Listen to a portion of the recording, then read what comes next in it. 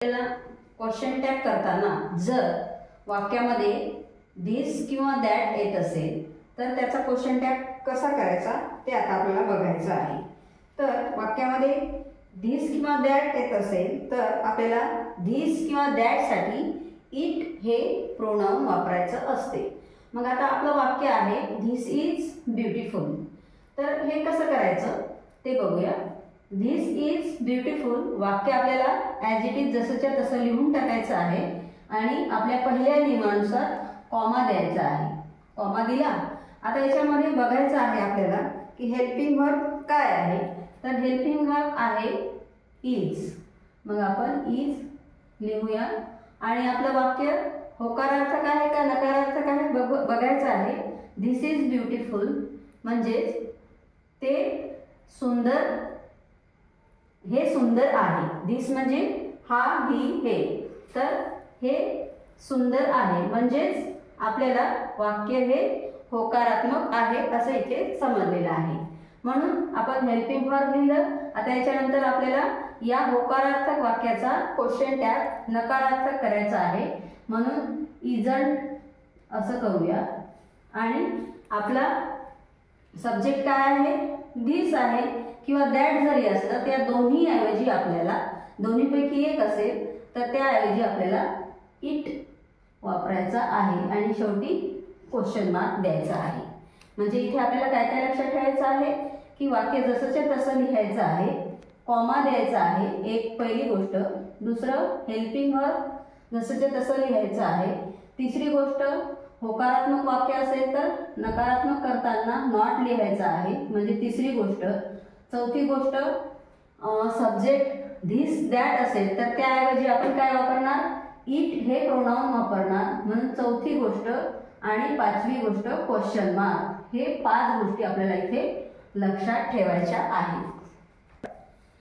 इथे एक गोष्ट आपल्याला लक्षात ठेवायची आहे, जेव्हा आपण वाक्य होकारात्मक असेल तर आपल्याला टॅग करताना काय करायचा असतो नकारात्मक करायचा असतो।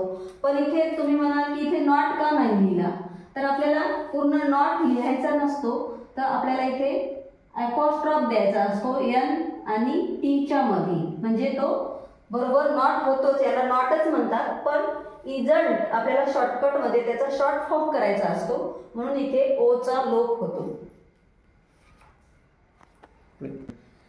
त्यानंतर इथे आपण नेक्स्ट एक्झाम्पल बघणार आहोत। आता या एक्झाम्पल मध्ये बघा, इथे दोज आर नॉटी बॉईज। आता इथे या वाक्यामध्ये दोज किंवा दीज दोन्हीपैकी कोणतंही आलं तर इथे घाबरून जायचं नाही। तर काय करायचं आता आपल्याला याचा क्वेश्चन टॅग बनवायचा आहे। तर आधी जसा नियम होता आपला की वाक्य जसंच्या तसं लिहायचं, तर वाक्य जसंच्या तसं लिहून घेऊया आपण आणि त्याच्यानंतर आपल्याला कॉमा द्यायचा आहे। त्यानंतर काय करायचं आहे आपल्याला हेल्पिंग वर्ब बघायचं आहे। हेल्पिंग वर्ब कोणता आहे आर।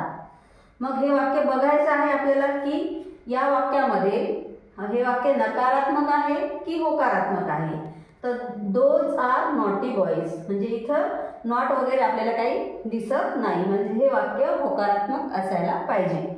म्हणून आपण इथे हेल्पिंग वर्ब जे आहे जसंच्या तसं लिहूया आर, आणि आता आपल्याला नॉट घ्यायचा आहे। तर नॉट आपण असा फुल फॉर्म न घेता आपल्याला काय घ्यायचं आहे एन अपॉस्ट्रॉफी टी, म्हणजे इथं ओ चा आपण ओ चा लोप पावणार आहे म्हणून आरण असा याचा उच्चार होईल। त्यानंतर आपल्याला बघायचं आहे सब्जेक्ट काय आहे, तर सब्जेक्ट आहे दोज किंवा दीज। मग दोज किंवा दीज या ऐवजी आपल्याला दे हे प्रोनाउन यूज करायचं आहे, कारण काय दोज आणि दीज हे प्लुरल आहेत। इथे वरच्या वाक्यामध्ये धिस आणि दॅट काय होते सिंग्युलर होतं आणि सिंग्युलर नुसार आपण इथे इट हे प्रोनाउन वापरलं होतं, पण या दुसऱ्या वाक्यामध्ये दोज किंवा दीज हे प्लुरल आहेत म्हणजे अनेक वचनी आहेत, म्हणून या दोघांच्या ऐवजी आपण दे हे प्रोनाउन वापरलेलं आहे आणि शेवटी आपल्याला क्वेश्चन मार्क द्यायचा आहे।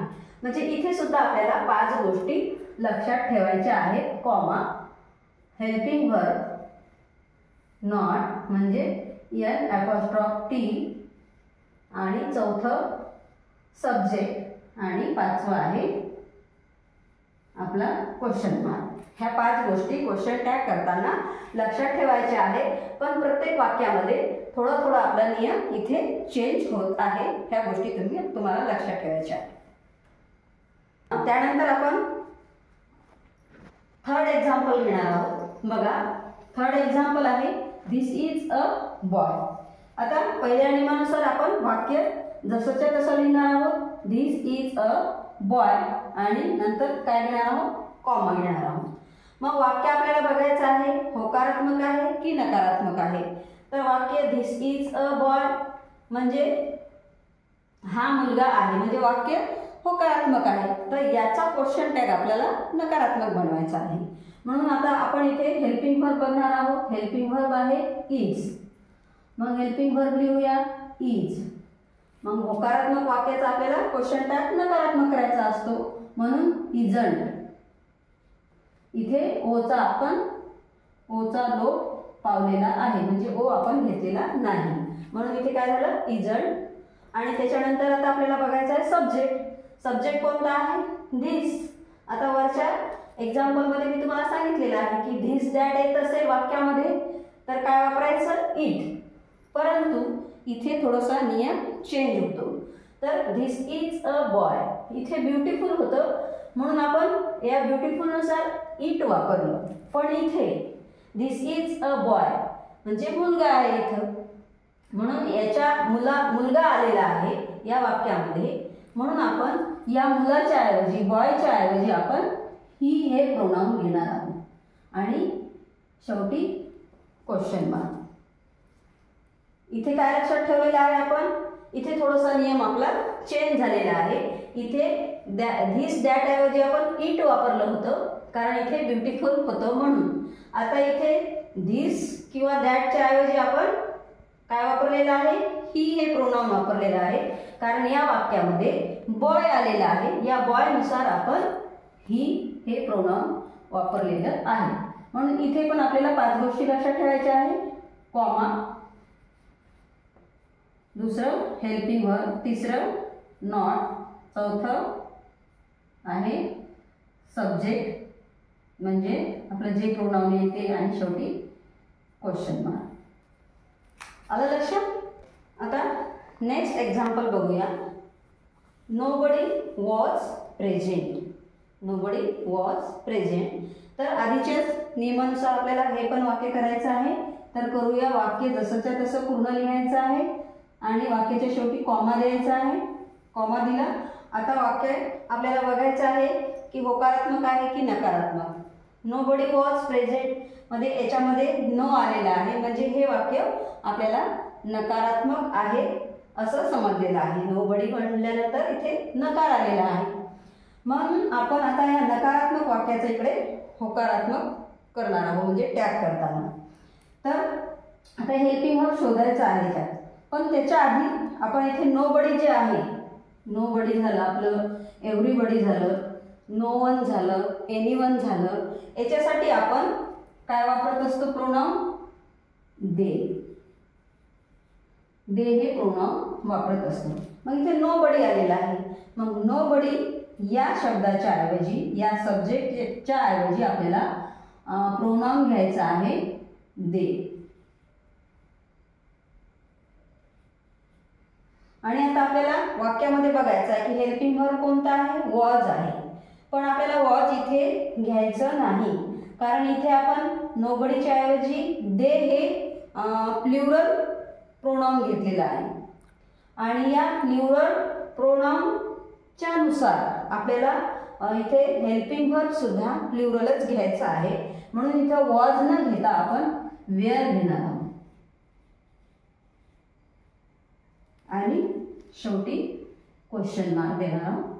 हे झालं आपला क्वेश्चन टॅग. काय केलेलं आहे मी इथे सांगितलं तुम्हाला की nobody, everybody, anyone, no one, याच्यासाठी आपल्याला दे हे प्रोनाउन यूज करायचं आहे. मग आपण याच्याऐवजी दे हे प्रोनाउन यूज केलेलं आहे. आणि त्याच्यानंतर आपल्याला हेल्पिंग वर्ब बघायचा असतो वाक्यामध्ये, पण आपण याच्याऐवजी दे घेतलेला आहे. मग दे या प्लुरल प्रोनाऊनच्या नुसार आपल्याला हेल्पिंग वर्ब सुद्धा प्लुरलच घ्यायचं आहे. म्हणून आपण इथे वॉज न घेता वेअर घेतलेला आहे आणि वाक्य नकारात्मक आहे म्हणून आपल्याला नॉट वगैरे किंवा एल एपॉस्ट्रॉफ टी असं घ्यायचं काही कारण नाही. मग शेवटी आपल्याला क्वेश्चन मार्क द्यायचा आहे. म्हणजे या वाक्याचा हा क्वेश्चन टॅग काय होईल? Nobody was present comma they were question mark.